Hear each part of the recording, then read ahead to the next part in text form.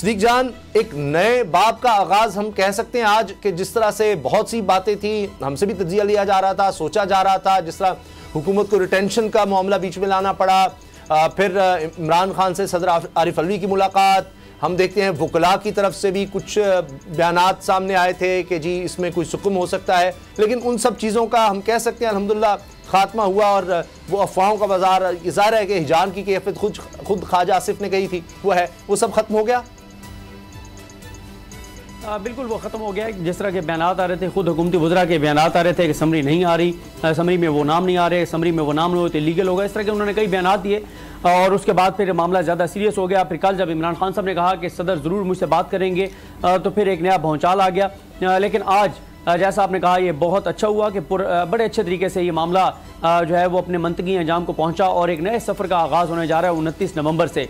देखें, आपने अपने इंटरव्यू में भी ये बात कही, जो आसिम मुनीर साहब हैं उनके लिए बहुत बड़े बड़े चैलेंजेस हैं। वो एक ऐसे वक्त पर फ़ौज की कमान संभाल रहे हैं, वो एक ऐसे वक्त पर फ़ौज के सिपहसालार होंगे जब पिछले 8 माह में फ़ौज के किरदार की वजह से, जो मौजूदा आर्मी चीफ है उनके किरदार की वजह से फ़ौज के बारे में जो सेंटिमेंट्स हैं अवाम के अंदर वो इंतहाई नेगेटिव हैं। फ़ौज के अंदर भी चीज़ें जो है वो बहुत से सवालात हैं।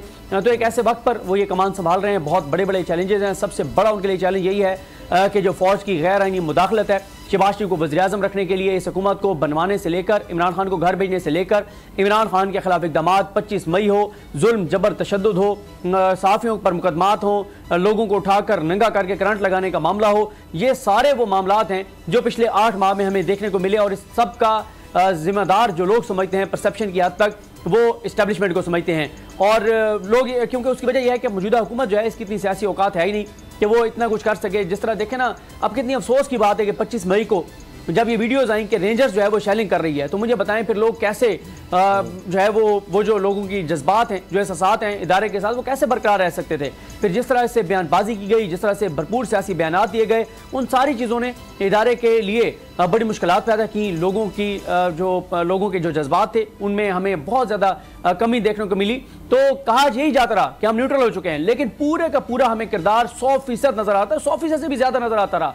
इस हुकूमत को बनवाने से लेकर मुसल्लत रखने तक जो कुछ किया गया है वो बहुत अफसोसनाक है। पिछले 8 माह पाकिस्तान की तारीख में जो स्याह चैप्टर्स आए, उनमें से सबसे स्याह चैप्टर ये पिछले 8 माह का था, जब हमने देखा कि जो कुछ पाकिस्तान के अंदर किया गया, जो खिलवाड़ किया गया, पाकिस्तान की बुनियादें हिला दी गई, पाकिस्तान को तबाह कर दिया गया, मईशत को बर्बाद कर दिया, पाकिस्तान को इतना कमजोर कर दिया गया मुआशी तौर पर कि शायद ही पाकिस्तान की तारीख में ये वक्त पाकिस्तान पर आया हो। तो अब आसिम मुनीर साहब इस चैलेंज के साथ उनको जो है वो आगाज करना होगा कि अब कम अज कम ये मुदाखलत जो है वो नहीं होनी चाहिए। उसकी वजह एक और मैं आपको बात बता दूं, जब ये कहा जाता है ना कि हम न्यूट्रल हैं और जब ये कहा जाता है कि हम जो है हमारा कोई किरदार नहीं है, दूसरी तरफ से रोज ही शवाहिद नजर आते हैं। जब मीडिया को कॉल जाती हैं, जब कुछ और चीजें होती हैं, जब एक्टिव नजर आते हैं बहुत से मामलात में, बयानियां बनाने में, जब बहुत सारे बयानियां बनाकर और इस हुकूमत को दिए जाते हैं कि ये लो बयानियां इमरान खान के खिलाफ चला दो और शुरू हो जाओ, ये केस बनवा दो, चीफ इलेक्शन कमिश्नर से फैसले करवाए जाते हैं, मरीम नवाज की बरीयत से लेके शहबाज शरीफ की बरीयत तक,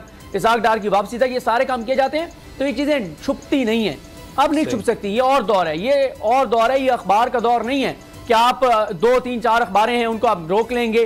फिर इलेक्ट्रॉनिक मीडिया आया, उसको भी आपने 9 चैनल को मैनेज कर लिया, लेकिन बोल खड़ा था, बोल बात कर रहा था। हम तो नहीं कोई कंप्रोमाइज कर रहे थे, फलां को निकाल दो, फलां की आवाज बंद कर दो, ये चीजें नहीं हो रही थी। फिर सोशल मीडिया है, सोशल मीडिया आपके सामने, आप चैनल्स पर पाबंदी भी लगा दें, सोशल मीडिया इस वक्त जितना एक्टिव है, हर चीज एक्सपोज हो जाती है, हर चीज सामने आ जाती है।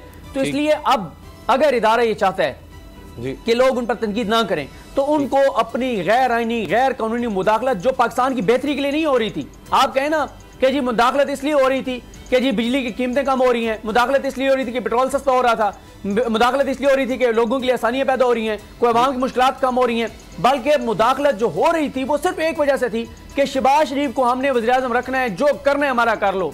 इसके लिए हमें लोगों को उठाना पड़ा, नंगा करना पड़ा, करंट लगाना पड़ा, मुल्क जो भी कीमत अदा करे कोई मसला नहीं, हमने शहबाज शरीफ को वज़ीर-ए-आज़म रखना है। तो भाई कोई एक तो मजबूरी बता देना कि शहबाज शरीफ को वज़ीर-ए-आज़म रखना कौन सी आपकी ऐसी मजबूरी है, कोई बता दें कि मुल्क को क्या फायदा है। हाँ, शरीफ खानदान को बड़ा फायदा हुआ है, जरदारी खानदान को बड़ा फायदा हुआ है, केसेस इनके खत्म हुए, बरीयत। कोई तस्वुर कर सकता था कि बगैर रसीदें दिए मरीम नवाज बरी हो जाएंगी? कोई तस्वुर कर सकता था कि 16 से 24 अरब की मनी लॉन्ड्रिंग में शहबाज शरीफ इतने आसानी से बरी हो जाएंगे? कोई तस्वुर कर सकता था कि इसाक डार जिनके एहसास 91 गुना बढ़ गए और कोई जवाब नहीं है, वो आराम से वापस आके जहाज में वज़ीर-ए-आज़म के जहाज में गए, वज़ीर-ए-आज़म के जहाज में आके और वज़ीर खजाना बन जाएंगे। तो मसला यह है कि इन दो खानदानों को तो बहुत कुछ मिला। पिछले 8 माह में इस गैर आईनी मुदाखलत के नतीजे में मुल्क को क्या मिला है, अवाम को क्या मिला है, पाकिस्तानियों को क्या मिला है, ये वो सवाल है जो पिछले 8 माह में जो जिम्मेदारान थे उनसे होता रहेगा। अगर आपको ये वीडियो पसंद आई है तो हमारा चैनल सब्सक्राइब करें और बेल के बटन पर क्लिक करें। हम अशर शरीफ शहीद को बिल्कुल नहीं भूलेंगे। हम ये चाहते हैं कि ये यादगार जो है ये है, इनकी वालदा को यहाँ बुलाएंगे इंशाल्लाह। बोल वालों का बड़ा गहरा रिश्ता था उनसे, है और रहेगा। बोल जो कि हकीकी सहाफत के सफर पे गामजन है। अगर बोल ने सिर्फ एक नारा लगाया था हकीकी सहाफत का कि बोल आ रहा है और हकीकी सहाफत करेगा, उस नारे ने इनमें थलथली मचा दी थी। आप खान साहब को देखें, तन्हा दिखाई देने, सारी जमातें मिलकर उनके खिलाफ हैं। एग्जैक्टली इसी तरीके से बोल की कहानी है। बोल को जरूरत है अवाम की दुआओं की।